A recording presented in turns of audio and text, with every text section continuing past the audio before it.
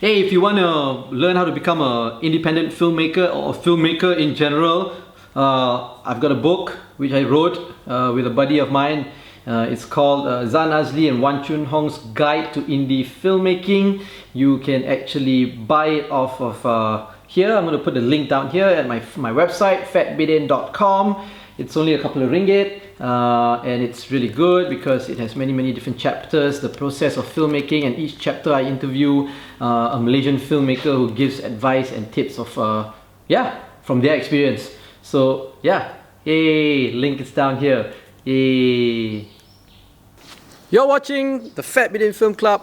Oh wait, you are watching and listening to the Fat Bidin Film Club, and I'm assuming I'm Zan Azli. And I'm Shai. And today we have, as usual, an asshole. As usual, we review a local film. We watch a local film and we review it. And I will get constantly interrupted and because that's just what life is like. Right. And this time around, we are watching a film that is, well, you know, MCO and all that, CMCO, whatever. Cinemas are all closed down, right? Yeah, I think they know that already. We don't need to tell them every week. And this is something from Astro First. What's the name of the film? I don't want to say later you interrupt me. Just say it lah. Just say it lah. Mael Totey. See, I never interrupt also. Wow, good job.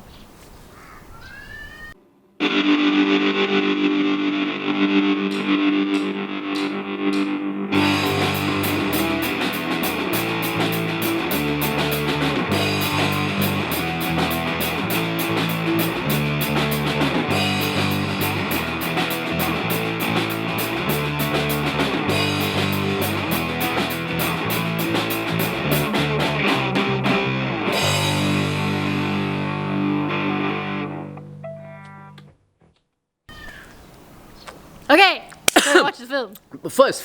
No! Oh, first of all.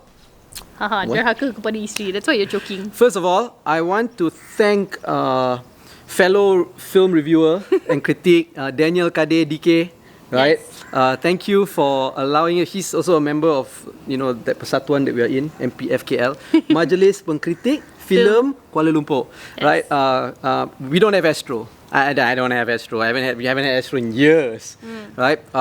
But because of the CMCO, cinemas all closed down, a lot of movies are being released on all these platforms. Yeah, And it's like pay-per-view platforms. platforms. Now we get to watch the ones that we subscribe to, like Netflix and iFlix and all that, right? But we're not Astro subscribers. So thank you, DK, for purchasing the film for us so that we can watch it. Bank account number DK, cepat lah nak transfer ni. But thanks DK, that was a very nice gesture. Thank you for your help. Okay, so we watched the film. What's the film about? Okay, so the film is set in Kelantan, and it is a film about this guy, Mael, who is like damn lurus bendol, that is kind of infringing his love life, I guess you would say. Okay. And I don't know how to describe the film, so I'm going to just let you do it totally. I'm also exploring the descriptions in my head. Anyway, so then he meets a girl who's obnoxious, named Yaya.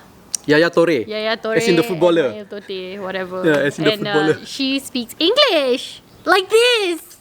Mostly she squeaks I can't really get up to her pitch because I am not annoying, but yeah. So okay, he meets this girl and he's like, oh my god, I need to be with her. And he says, will you accept me? And she says, you can like me, but first you must learn how to speak English. So bro really goes and finds an English class and learns how to speak English from teacher. We'll just call her teacher. Okay. Teacher. Because teacher. throughout the whole movie also they call her teacher. Yeah, this young woman named Teacher, because clearly her name is like Siti Emalina Siti Wan or something. Kembang.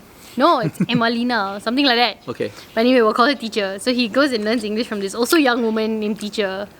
And then eventually he's able to speak English. But then Yaya's like, I don't want you and your burnt cheesecake. She seems to be like a bitch like that lah. She is lah. Yeah. We're not allowed to use bad words. Oh. Not later, we'll prove Shamsul Yusof right. No, we're not saying the filmmaker is a bitch. Yeah, we're but saying cannot. a character is you a bitch. You cannot use bahasa kasar, okay? I'm obviously refraining myself already. Asterisk. Okay? Asterisk. Okay? Okay, yeah. So yeah, she's kind of a not nice person. And so he gets his heart broken ish, and then he ends up marrying teacher because teacher's like, you need to look at the people around you. And then Yaya's like, what? He married the teacher? No, cannot. So she goes to him and she's like, don't you want me? Don't you love me? And then he decides to divorce the teacher. And then the teacher ends up being pregnant. And then he finds out that Yaya is planning to sort of, I don't know, would you say abort or make the teacher miscarry Really? the baby? So she's When did that plotting happen, this. She's plotting this openly in a cafe with her friends. Okay. And yeah, so Mael Totey finds out about this and then he ends up going back to teacher. There's a brief moment of feminism and then it's gone. Okay. A big thing that I kind of have left out is that Mael is sort of helped out. A big part of this film is actually these 4 OKU characters. So there's these 2 brothers, Asif and Yo, who Mael sort of takes under his wing lah, because they are being kind of abused by their father because they're being taken advantage of because their father, they're like 16, 17-year-olds and their father is like, you don't need to go to school because you're like Orang susah. Yeah, you're like orang susah, we're poor, we poor people cannot afford to go to school, so you just need to work. Just go sell, collect cardboard boxes, and sell recycle something like that. sell it and then get money. But actually the father is like a gambler. So the father is like, I'm already old, you must take care of me now, so you just need to do this, no need to go to school. So Mael like takes them under his wing and teaches them not just English but like just lessons lah. 1 + 1 is 2, that kind of thing. 1 + 1 = 2. 2 Yeah. 2 + 2 4. 4 kali 4 Navara Ford Ranger. Yeah. Yeah. So there's that. And so there's them, and then there's also the other 2 guys, Bedol and Yin. The bull. Oh, is it? I thought it's Bedul and The the bull. other guy was like Yin or Yan. Or You. No, Yo is the other flirt already. Anyway, so there's another 2 flirts, Bedol and somebody, who are in teacher's class. Yatin, I think his name is, who's in teacher's class. And they come into the class because they want to learn English, and then people make fun of them because they're OKU, right? And then the teacher's like, you can't do that, this class is open to everybody, that's not nice, don't be like that. And then she like teaches them English. So these 4 bros are like kind of the sidekick bros in this entire film lah. And they kind of, you know, bring these people together and whatever. Okay, yeah, so that's what the film is about. Yeah. So now what we think about the film, is it? Okay. Well, I think we need to also put into context that this film now has broken the record for the most successful Astro first film. Yeah, it beat Hantu Kat Lima and it made like 5 million in the first 14 days or something like that. 5 million ringgit. Ringgit, yeah. That's a lot of money for a film which, if you check online, says that the budget was 400,000. Yeah, and You know? shot in 14 days. Yeah. And the filmmaker, the film director, what's his name? Shami Sazli. Sazli, Yeah. Shami Sazli. Yeah. Is a very, very popular YouTuber. Yeah. He has like, 2.2 million followers, On subscribers Instagram, yeah. on Instagram, and he has like 6 million subscribers. And something like that. his wife produced this film. And his wife is the producer. Yeah. Now, a couple of years ago, This is his first film. This is his just first film, another yeah, thing this is to his first note. film. This is his first feature film.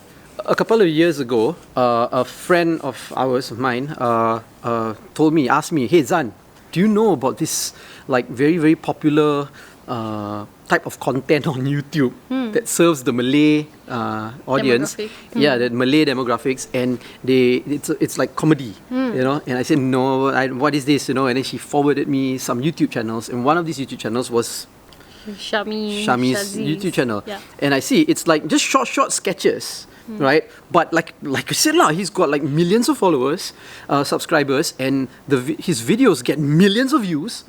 But they're all like, they feature these OKUs, you know. These So the people yeah. OKU characters are played by actual OKUs, and they use their Yeah. real names and everything. Yeah. And these YouTube sketches, videos are of these OKUs improvising different scenes. You know, it's funny, but also not.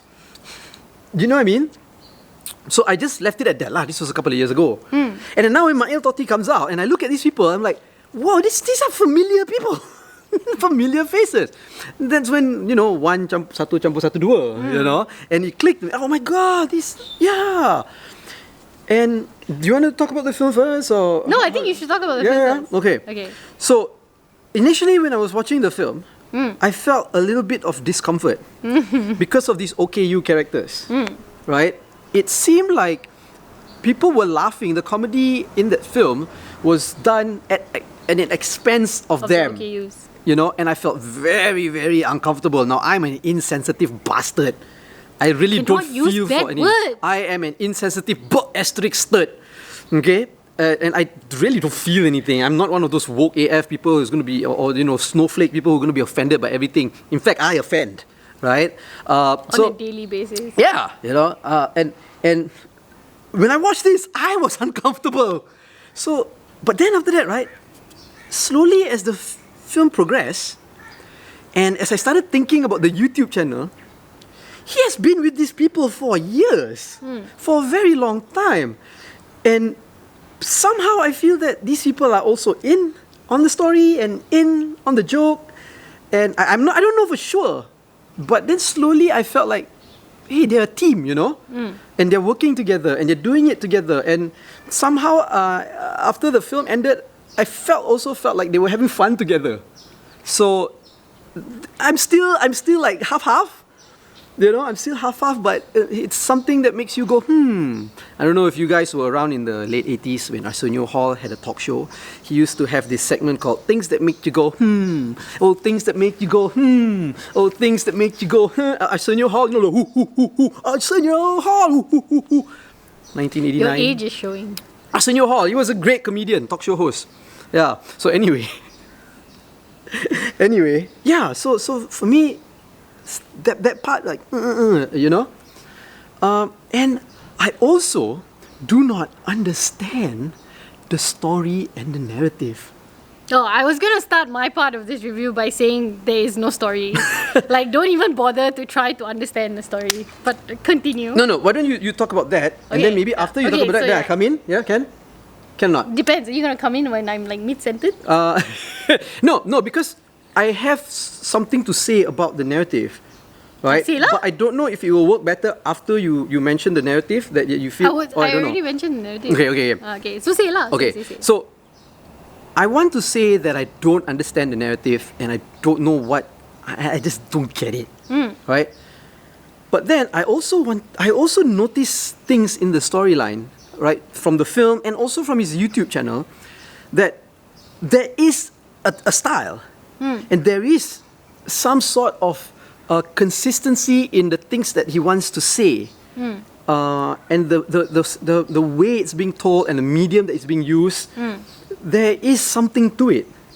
It may not appeal to me, but the fact that it gets millions of views, and also after Mael Totey was released and it got so many people actually watching it, it is appealing to some group of people. It does tie into what I want to say. But okay. Not some group of people. Yeah. Actually, a huge amount of people.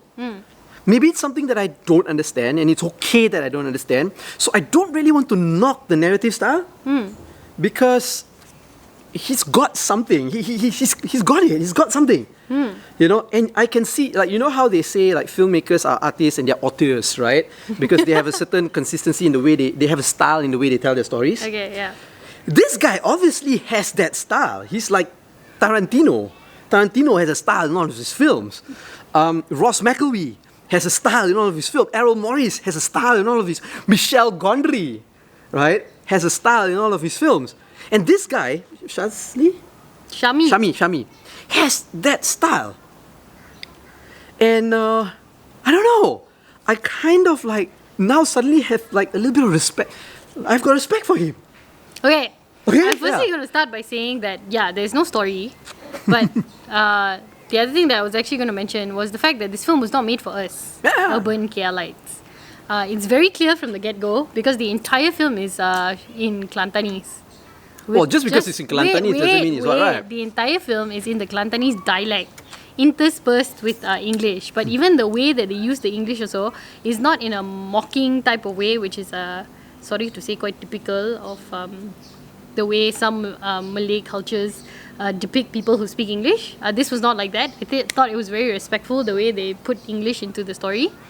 That's one. The other thing about it is that it's the entire culture, or the way that the whole dating process is and everything is not, I feel, a very urban style of dating lah.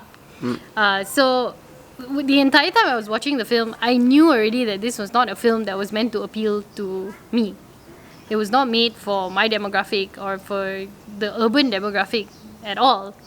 But that's okay. We had a problem with the storyline, I think, because it felt like there really was no real story. But interspersed in this lack of a storyline is a lot of commentary about how people treat OKUs. And a lot about how OKU people have special abilities and they are still people and that they can still contribute to society, and that we shouldn't be putting them down. At some parts it is a little bit obvious and preachy, but mostly you can see the chemistry between the director, the guy who's playing Mael, Shami, and also all these OKU counterparts of his. It's very apparent because there's even a scene where the OKU guy cannot say his line. He cannot remember his line. Oh, I remember that part. Yeah, And I was then- going to mention and that then too. Off camera, you can hear like Shami telling him the line, and he's just repeating the last word, and then he says, "I cannot do it," and then Shami says, "Okay lah, so no need to do the scene, no need, cancel, okay." And it's then in the story, it's right? in the story, and then it just moves on like that. And the entire film occasionally breaks the fourth wall by talking to the audience, by them talking to the director. And because the director is also the star of the film, right? He's playing Mael. There's a scene where they are in that classroom where he's teaching them, and then he says, "Okay, thank you, me." And then the director's like, "Siapa me?" And he's like, "Oh, sorry." And it was all very, very cute and very like, it's very heartwarming actually, but I don't, in a very casual way, it's not pushing it onto you, but you can see that there's like some real bromance there. So I'm also very conflicted about the film. I don't think that he's exploiting these OKUs, because I really feel like he's given them this avenue to be professionals in acting and be stand-up comedians, and it's not a profession that OKU people usually get. So it's very admirable that he's managed to be creative enough to sort of incorporate these OKU people and their different abilities into his sketches and now into this film. I really feel like he kind of made this film for fun. Yeah. And it was a really fun film for him to make, because you can For see everyone, they were right? you can see that they were just kind of like joking around the whole time. Even the way that the film ends, there's this huge feminist moment where the teacher's like, "I'm not going to take you back, after everything that you've done to me, how do I know? And I accepted you for who you were," and blah, blah. And she goes on this entire like soliloquy about how she accepted him because he was different, she thought he was different, blah blah, but he ends up just being the same as every other guy out there. And she walks away, right? And then he walks up to her and you're like, "Oh my god, is this going to be like Zora?" And he just goes, "But what about the audience who've paid money for this? You can't let the film end like this." And then she goes, "Okay lah, for the audience." And then the film just like ends. Yeah. So it was funny lah, actually. Yeah. And I think it's great that they don't take themselves too seriously, and since it's his first film, he really had fun making it. Yeah. I think it's really successful and really popular because it does actually resonate with a lot of rural people and a lot of communities out there, and it's reaching a lot of people who aren't being seen on screen. Because most of the time when movies make it to, okay lah, this didn't get to make it to the cinema, but I think it was actually set to be released in the cinema, because that end scene kind of shows you, bayar tiket RM15 ada cukai, whatever. So But it is RM15 on Astro. oh yeah, So okay. it's- So maybe, I don't know, but yeah, a lot of the films, local films that you see when they portray a Malay community, it's always an urban KL-like Malay community, people who drink that orange, really sickly orange cordial. Even your TVB dramas also, there's always this huge disparity and huge contrast between like the orang kampung pergi KL and then their mother is to tinggal dekat kampung, but it's not super representative of their community stories. So Mael Totey, while not a great film for us, because I think it's not something that we can understand, I think is a really good film for the Kelantanese community for starters, and then smaller communities that kind of can sort of resonate with the story lah. Yeah, so I can't really say definitively that it's a bad film, but I also can't say that it's a good film. It's a very good first attempt, but whatever it is it's definitely a film that was made with a lot of sincerity and a lot of heart lah. And you know, it's great that everybody had fun making the film. Okay, so I am going to say that I like the film. It was made. I think I can appreciate the film, and I wouldn't mind watching more films by Shami. Yeah. I want him to make more films. Like you mentioned just now, there was actually a lot of social commentary in it, not just about OKU, the OKU community, but also about the Malay community and classicism and among the Malays and all that, which I think it's done very well. There was also commentary about the mentality, you know. Yeah. Which is very bold if you think about it, how they slid it in there. Yeah, and there were parts that to me was hilarious. Yeah. Like you said, when they broke down the fourth wall, right? There were parts because it's improv. A lot of the scenes were improv, just like his YouTube sketches. They're improv, and there was this one scene I remember between the two brothers and the father, and they were improvising, and one of the brothers was like, "Aku tak tahu nak cakap apa." And then the father was like, "Oh, tak tahu dah, skrip tak cakap apa-apa, tak? Tanyalah Syami." No, tak bagi skrip. Tak bagi skrip, tanya Syami, tanya Syafi. And he walks away, and then the scene ends. Yeah. You know? And yeah, I actually, I can, I go to Kelantan a lot. I used to go to Kelantan a lot, you know? And I like the place. You know, I want to say that I'm like a local. No lah, I'm not like a local, but I can get some of the things that they're talking about. You know, and I'm just going to say that I like the film. I'm going to stress that several times over in the video. I don't know about what other reviewers or critics have been saying about it, but I have to say that I'm now a fan. Right now, there are parts in the film where I think the film was a little bit too long. Right, for the story that he was trying to tell. It could have been way shorter, right? The last 43 minutes I felt was completely unnecessary. Yeah, but it could be his first attempt at making such a long form story. Yeah. You know, so if he starts training, practicing and honing his craft and all that, a little bit tighter, I think it would be a really good movie. You know, and please make more films. Yeah, I think he should make more films. Like I said, I don't think it's a bad film. I didn't like hate it either. I didn't have a problem with it either. It's just it's I guess not a film that I can fully understand and fully appreciate.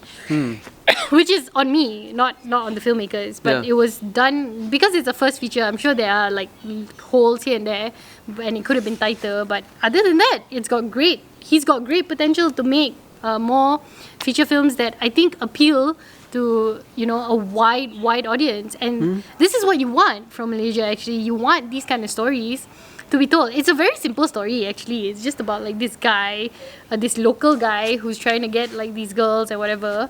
But within that story were all these layers of the social commentary and the way he incorporated the OKUs. Right, it really gives a voice to people who are not represented on screen in Malaysia ever, or if they are represented on screen, also they're not done justice lah. They're either like exploited or not represented well.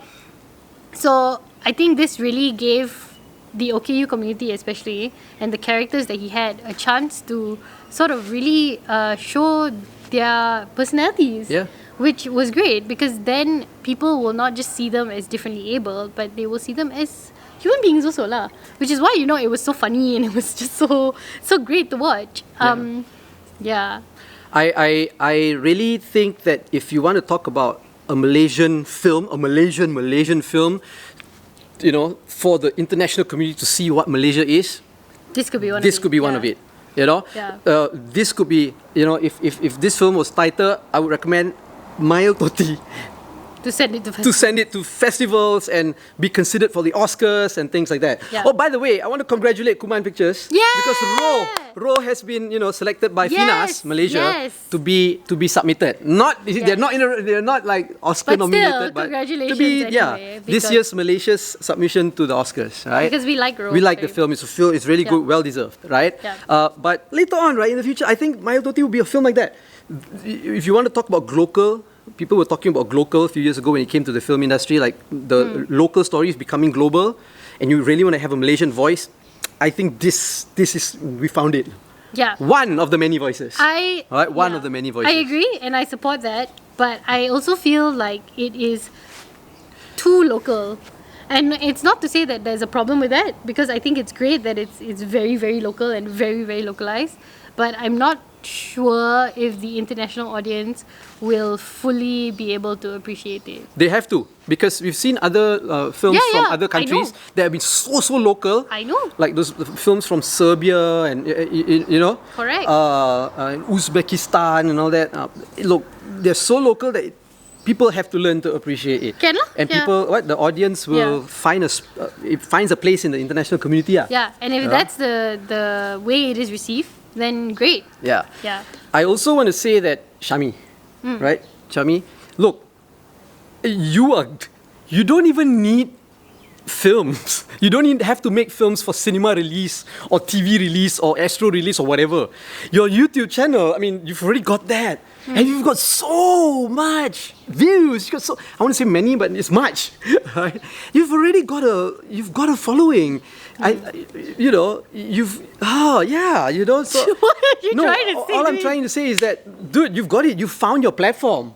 Okay, great that you're expanding to Astro, you're expanding to like Film, cinemas feature and film film. and all that.